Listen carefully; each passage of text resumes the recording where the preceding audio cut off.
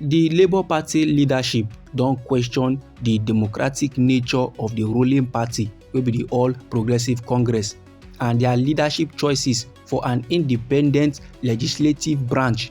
Like dis now my correct pipo, the Labour Party no like wetin happen to Ali Ndume. They come put mouth for the man matter. They come dey yarn dey give the All Progressive Congress. Since when wey speaking the truth come become crime inside the APC party? I still bring another interesting information wey I go like share give all of una. The koko be say PDP governors don finally decide to support somebody. That is, they don choose side for inside the political beef, the political kwata wey dey happen between the FCT minister wey be Wike and the current governor of Rivers State wey be Fubara. Without wasting much of your time, my correct people, make I dive right into the matter and make I cultivate the details and make I hand them over give all of una. The tori be say the Labour Party leadership don condemn Senator Ali Ndume removal from im position as Senate Chief Whip. The Labour Party no smile about the decision at all. You know, sir, we don give a report say during a plenary session wey happen on Wednesday, wey be the 17th day of July for inside this year 2024. The Senate President wey be Godswill Akpabio, im read one letter wey dey come from the leadership of the ruling All Progressive Congress wey be APC, and the letter dey demand the removal of Senator Ali Ndume as a principal officer for inside the 10th Senate. The All Progressive Congress wey be APC come still dey yarn dey give Senator Ali Ndume, wey be vocal critic of President Bola Ahmed Tinubu, say make him resign, make him comot body from the All Progressive Congress, make him go join any other opposition party of his choice. That is, they kick am out from the All Progressive Congress wey be APC just because say him talk about President Bola Ahmed Tinubu.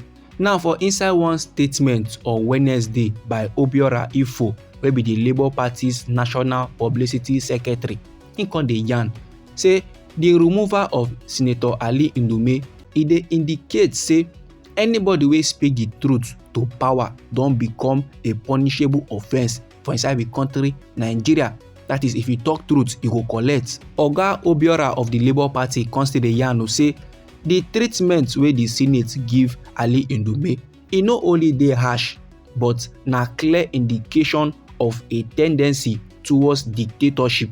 And no be lie o my people, if you check this matter properly, you go see am say foul play dey here. Is it that the All Progressive Congress don get power over the Senate, wey be say na dem go tell the Senate wetin they go do to a senator, and the Senate President go come true do am? And secondly, they no even give am any kind of punishment or warning based on wetin him do, if na that kind serious offence. Just imagine Senator Abdul Ningi, he talk about budget padding. They can't give am 3 months suspension as punishment for capping careless. The 3 months never even complete, the Senate don call am back to the chamber. But Senator Ali Ndume sharply just remove am as Chief Whip of the Senate. That kind level, it no make sense. And that's now why the leadership of the Labour Party come outside come dey yarn say the crime of Senator Ali Ndume no be because of say him be senator, no be because of say him get black skin, but na because he express im concern regarding the rising cost of living and the food scarcity wey dey for inside the country Nigeria.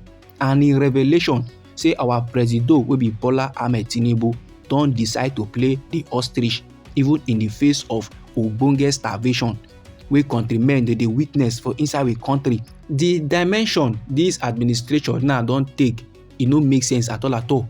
Just few months ago, Senator Abdul Ningi exposed the rot in the government, where the Senate leadership and the executive then collaborate together come pad the budget. Because of that one now, they can't suspend Senator Abdul Ningi and they can't strip him off in lawful representative role as a senator. Now, they no need talk about the economic crisis wey dey happen for inside the country Nigeria. Even when some cabal for inside the country, they enrich themselves. Now, the rich are getting richer. Even the National Bureau of Statistics, wey be NBS, they will not talk am before, say food inflation don rise to 40.66%. Now, with all this scarcity, with all these challenges wey country people dey face, the government still carry 150 billion naira go pay for presidential jets, and dey build road wey no get direct bearings, wey no get any meaning, wey no go contribute to the economic crisis wey country people dey face. And dis na clear tyranny of a cabal against the legislative autonomy. Say Nigeria we country now, small small e dey descend into dictatorship where rule of law no matters, but anything wey person dey in power talk, na that thing na go happen. Those kind level e no make sense. He say e dey call on country people to dey on clear alert, make dem guard theirself, make dem defend theirself properly against the starvation weapon wey this administration dey use. So all this one, my correct people, dey come from the Labour Party's national publicity secretary wey be Obiora Ifo. He don question the democratic nature of the ruling party wey be the APC, their dictating leadership choices for an independent legislative branch. Anyhow the matter be for body, feel free make you drop am inside our comment section. On to the next information wey I wan share give all of una. The koko be say governors now on the platform of the People's Democratic Party wey be PDP, they don pledge to support the current governor of the Rivers State wey be Fubara. They say they go support the man to the last for inside this crisis wey dey happen between him and him predecessor wey be the current minister of FCT wey be Mr. Wike.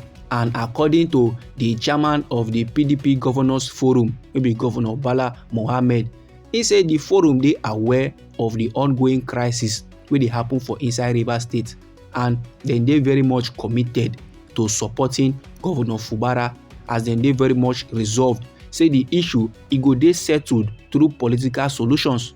He say all the leaders now and organs of the party, they are very much committed to go together and resolve the issue with minimal division and rancor.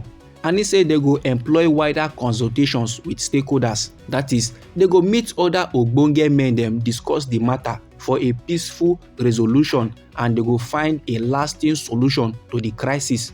And he come dey call on country people, say make dem comot body from anarchy, make dem comot body from wahala, make dem no put hand for trouble, make dem leave violence alone, make dem embrace peace as they march together towards the return of the People's Democratic Party to power for inside the year 2027. Now, if you ask me, my people, I go tell you say this man wey be Bala Mohammed ain't try no be small. E good make person dey motivate person, you understand? Because the crisis now wey Governor Fubara dey get with him predecessor wey be Wike, and the lawmakers wey dey support Wike himself, e no easy at all at all. E good make person just dey pat the man for back. E good make people dey support am, because this kind thing no be something wey be say man go fight alone, you understand? So e good as the PDP governors come yarn about their support, and they come yarn things and things wey they go do to make sure say the crisis calm down for inside Rivers State, make the man for see peace, make the man for see road, do things wey he wan do for the Rivers State people. This na the information wey I say make I share give all of una. Anyhow the thing be for body, you are free to drop it inside our comment section. You know say now we be Anointed Lady TV. Now we dey deliver legitimate information on things and things wey dey happen for inside our country Nigeria. So if you would like to dey receive news like that, feel free make you subscribe to the channel, and don't forget to put on the notification bell so that as we dey bring the news dey come, now you go first get the updates and you go receive am sharp sharp. And they bring another information for on our correct people. Abeg no go anywhere.